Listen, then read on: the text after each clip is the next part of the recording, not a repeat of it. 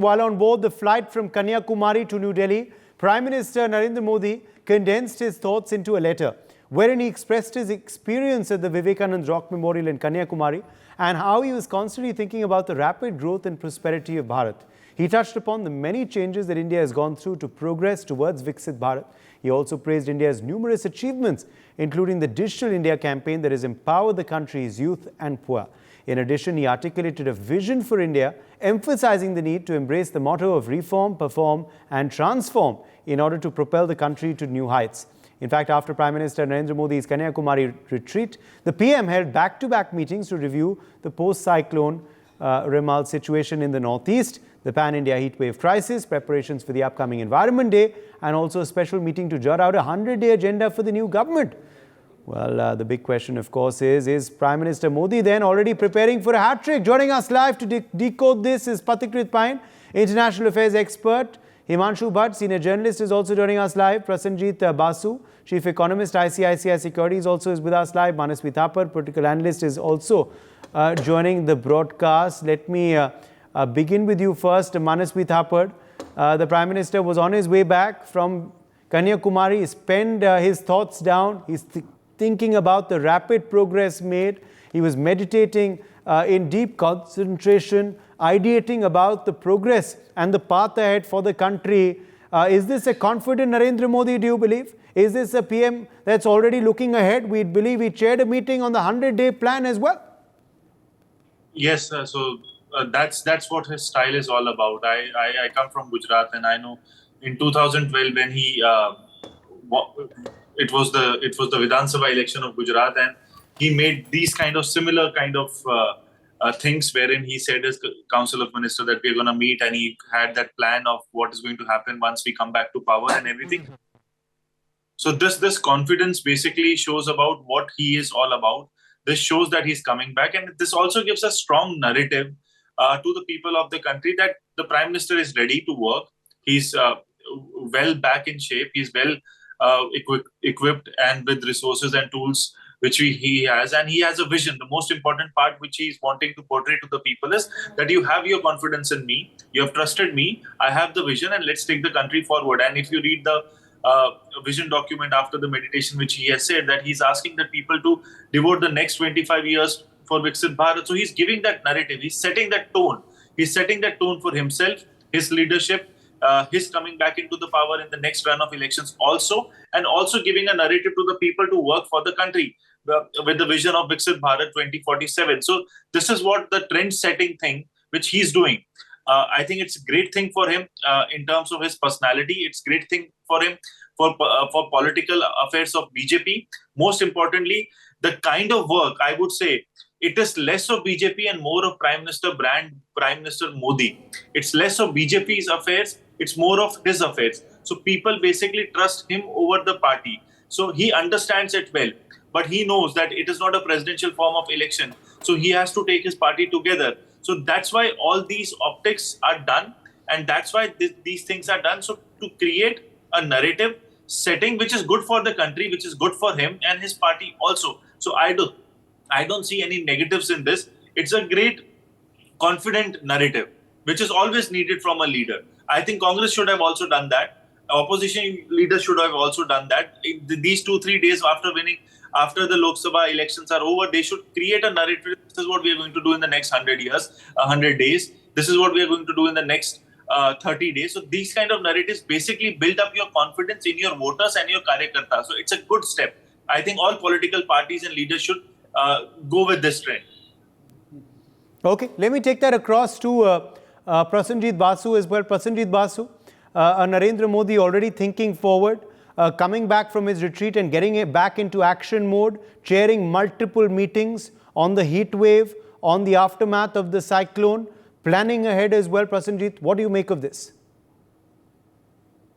Well, first of all, the work of government doesn't stop. The work of the Prime Minister doesn't stop. So he's addressing several issues that are current, including the heat wave in North India, the impact of the cyclone in northeastern and eastern India. So those are part of the work of government. But from what one hears, there's also some meetings that have addressed the 100-day agenda of a potential new government. We are only a few hours away. I mean, we are probably about 12 to 14 hours away from the actual results of the election beginning to be announced. So, there's a slight hiatus between now and the time that the election results will be announced. But that doesn't mean that the work of government stops, A, and B, a confident Prime Minister, based on the exit polls, is looking forward to setting the agenda for the new government once the results come out.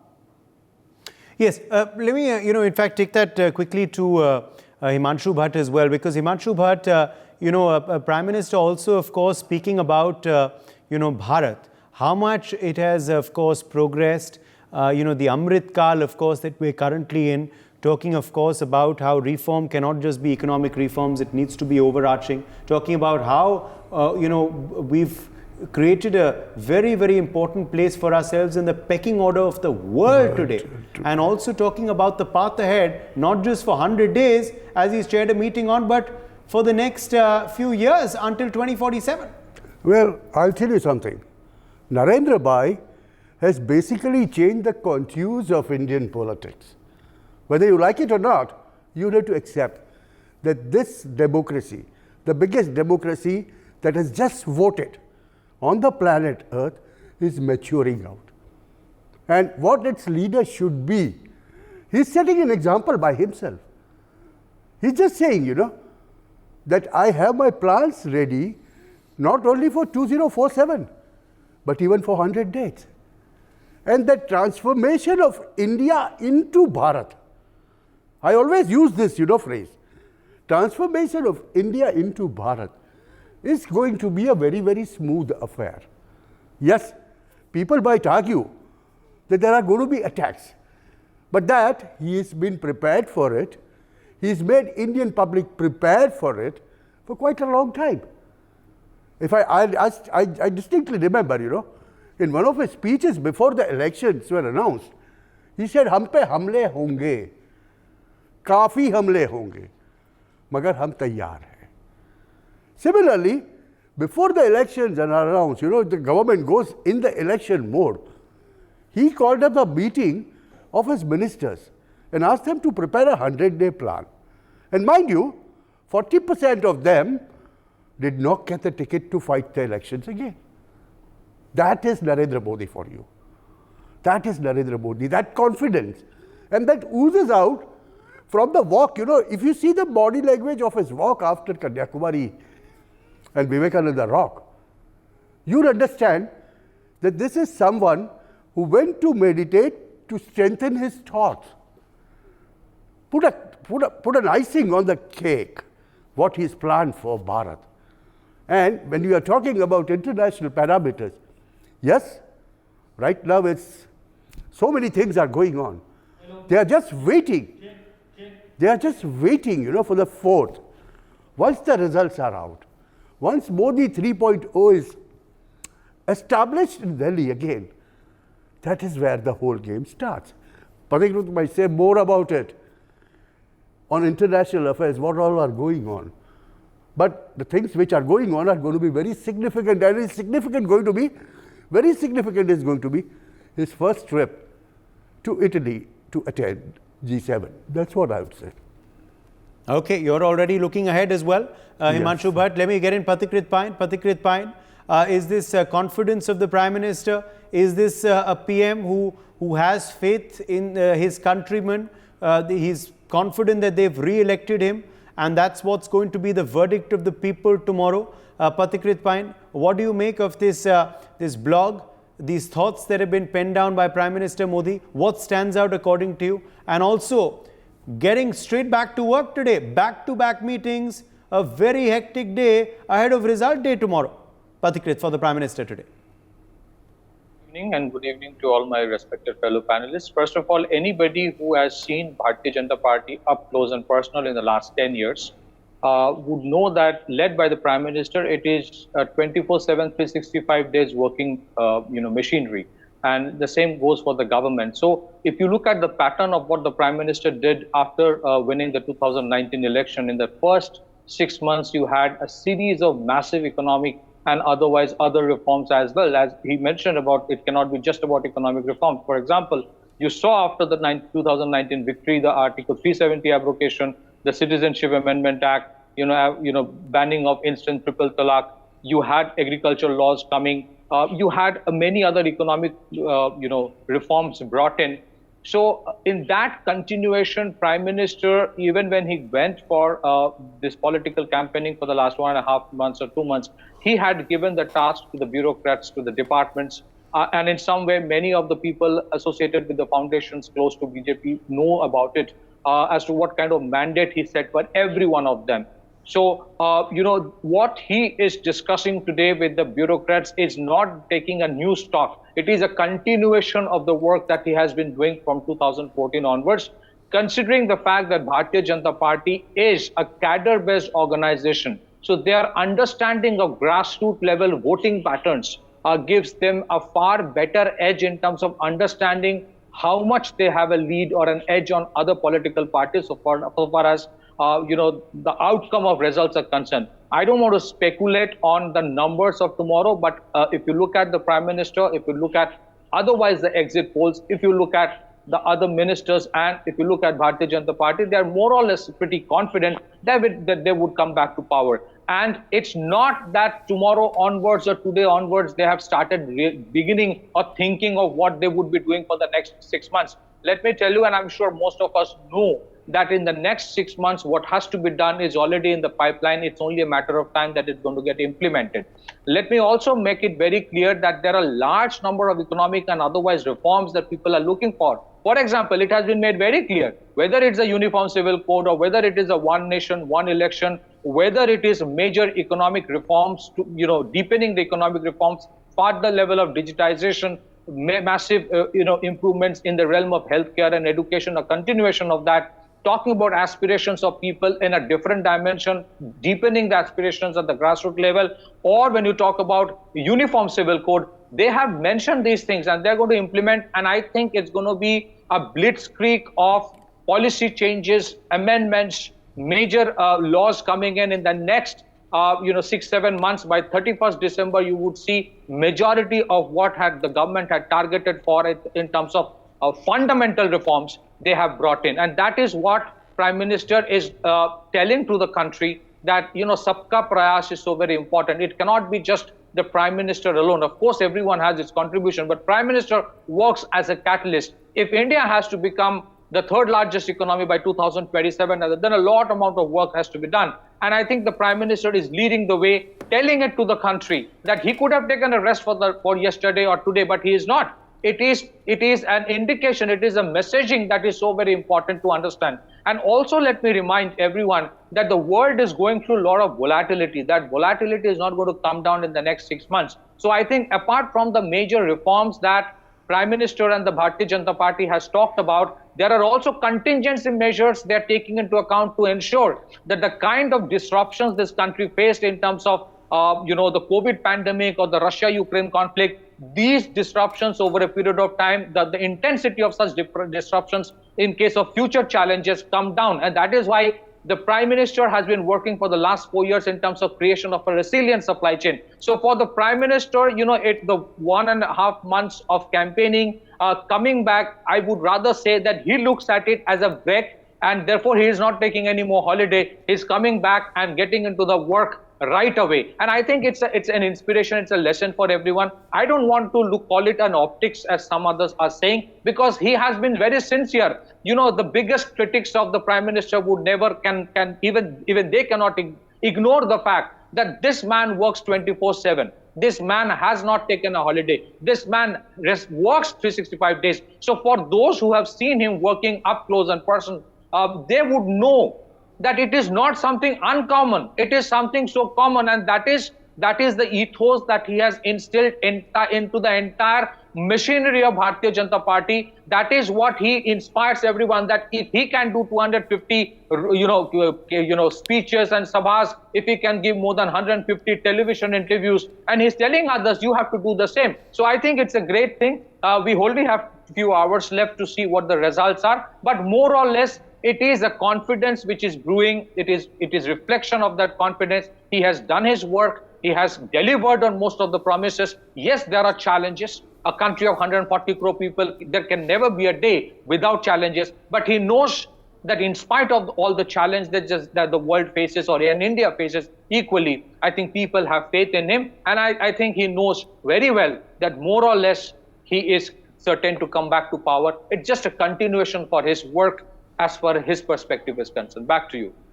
Yes. Okay. But that's an interesting take. Manasvi Thapar, come in here on confidence of the Prime Minister, and what do you believe is the reason for that confidence? Is the reason for that confidence, the faith that he has in the people of India? Is the reason for that confidence the confidence of development work and schemes that he believes have reap dividends for his party and government? Is the confidence the exit poll projections, or is the confidence the collapse of the opposition that he believes has happened throughout the course of the election and his governance through NDA? I think the biggest confidence what comes from the Prime Minister is because of the collapse of the opposition. What have happened right now is the opposition could not create parallel narrative which could be on the plank of developmental issues of the country. And further, the opposition's uniting factor was only to remove the Prime Minister Narendra Modi. Apart from that, nothing came out from the opposition side that what they actually want to show India after 2024. So that narrative from the opposition side was missing. And Prime Minister Narendra Modi gave a strong leadership, was the face of the BJP and NDA. People could trust, people knew that he's the guy who's going to be the Prime Minister. Opposition house did not look like they could have one particular leader who could take it up. And further, BJP's machinery is also very strong when they created a narrative that 1 year X would be the Prime Minister, year 2 Y, Z, and accordingly. So what happens in BJP, which is very strong and which is a learning from BJP, which other parties fail to do, that one is they work for themselves. One is that they make a bigger, larger than life picture of Prime Minister Narendra Modi, who does not sleep, works 24/7, which is humanly impossible. So that kind of narrative is being built for Prime Minister Narendra Modi.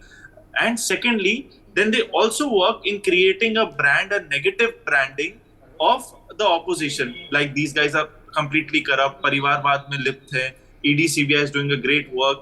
That's why behind the bars. So that narrative. So what happens here is they also attack the opposition in this fashion. So what happens here is the opposition is busy in fighting their own cases. The opposition is busy in their own issues, which has been created by the government. They have to either join BJP so the cases end, or they have to struggle, be behind the bars. So this thing has to, for the first thing is save yourself, save your party, save yourself, and then think of the election.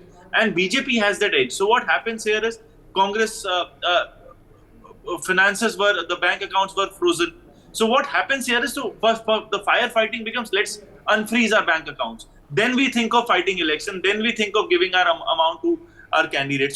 So there are multiple levels of layers. What happens when an opposition leader goes to complain before ECI? So there is a great long line for them. And when BJP leader goes there against the opposition leader, it's easy route. It's a tatkal route. So this is that advantage also for the BJP, and BJP is very good at that optics. So I have not seen any IT cell as strong in the world like the BJP is having it. So they can create a narrative. They can pick and choose that 30-second video and make it viral across the globe, and make sure that Rahul Gandhi turns out to be Pappu. The amount of time, energy, and resources they've spent to make that image of Rahul Gandhi as Pappu has been the biggest amount in the world to tarnish one's image. So that's the kind of handles they have used, and that's everything is fair in love and war and in politics. I don't say that this is right, this is wrong. So, but this is how it has happened. So there is a white hat of advertising, publicity, which is branding Prime Minister Narendra Modi as the greatest developer of this country. And there is a black hat of this country of marketing, wherein you tarnish the opposition image to the level that no one could trust them. And opposition could not come out of it. So what happens is they fall into that plot of the BJP, and they could not win it because they are bigger in that. They have a better understanding. They have a better strategy on that front. So I don't think there is any other issue more than the collapse of the opposition, understanding the BJP of present times. This is not the BJP of LK Advani ji or great Atal Bihari Vajpayee ji. So it's a bit different breed of BJP men. It's a different BJP right now. So it's not a party with a difference where they would be saying that we don't want people from your parties. We are a party with difference. We would want to work on. Can we give a counter? Right? So this is a BJP wherein if Ajit Pawar, Pathikrit Pine responding to you. Go ahead. Corrupt guy. So you can You know, Uday, I heard Manasvi, has and been this is exactly the problem. This is exactly the problem. Election is over. You had a lot of, only two days back, OpenAI. Please, Manasvi, I heard you. Manasvi, I heard you. 2 days back, OpenAI talked about an Israeli company being hired to peddle anti-BJP, campaign. Let's not presume the opposition was a holy cow. We know what the German Shepherd from Germany was doing. We know what kind of anti-BJP viral has been, how the internet was used. Let's not try to be innocent, please. No one is innocent. Your opposition had no leadership. Your opposition leadership had no credibility. You lost the credibility in front of people who even today trust Modi to deliver even better. We don't have a problem with corruption. You should say we have a problem with corruption in opposition. Corruption and in BJP is not an issue. So please accept defeat and introspect. Your problem is this. It has always been blaming institutions. It has always been blaming Modi. You had no policy. For you before elections, when he joined your party, is not corrupt. Ajit Pawar Manasvi, can I respond to you? Manasvi, can I respond to you? When your alliance, he's not a corrupt guy. So Manasvi, can I respond to you? No, the critics, you have no idea. Please, if you want to listen, if you have asked me a question, let me respond. Please let me respond. Let me respond. Corruption and corrupt people, that's the only point which we have. So Manasvi, you went to election taking these things, right? I did not go to election. People didn't believe you. I didn't go to election. The people who you support went to the people. You went to the people, they did not trust you. They did not trust your campaign. They don't trust your leader.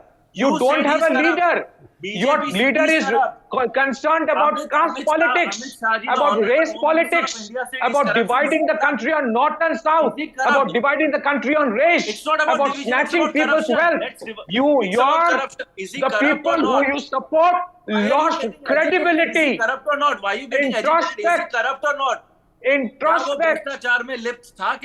Go to court. Okay, Himanshu Bhatt also coming in now. Himanshu Bhatt wants to add a point. Himanshu Bhatt differs with Manasvi Thapar. Yes. I want to say to both of them, what they are talking about is an issue of credibility. Now here, this word is very, very important.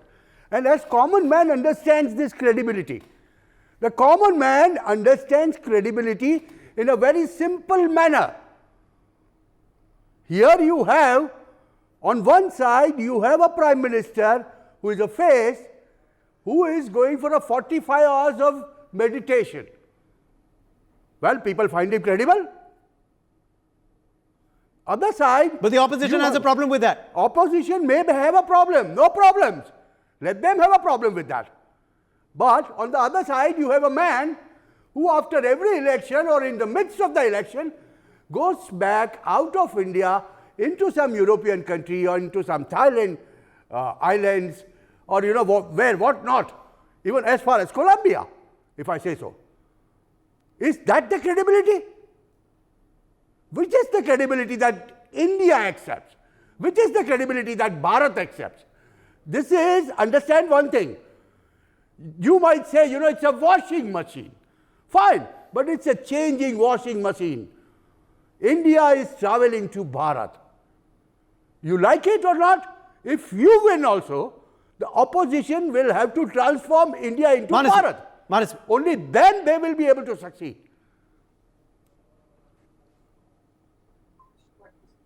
okay. Do you believe that, Prasenjit, this India-Bharat divide has not been understood by the opposition? That's the allegation being levelled by Himanshu Bhatt. Well, I think if we go by the exit polls, it is clear that, first of all, the so-called narrative of a north-south divide has been completely belied. The BJP, according to the exit polls, is set to gain ground substantially in Telangana, Andhra Pradesh. It is holding its ground in Karnataka. It is gaining ground in Tamil Nadu and Kerala.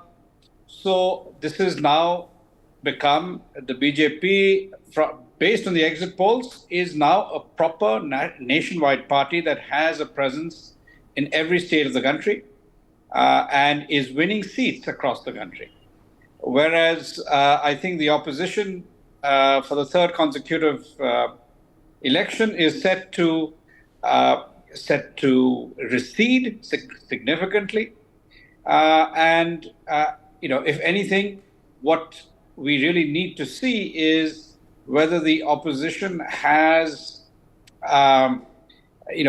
the ability to introspect about why it keeps losing nationwide elections, losing them now for the third consecutive time, and so. Does it then address the issues of leadership, the vacuum in leadership, the fact that they are so focused on dynastic leadership being the only form of leadership that you have in the opposition across most parties? Those are issues that really need to be addressed, and I think the India-Bharat divide is absolutely relevant to this as well.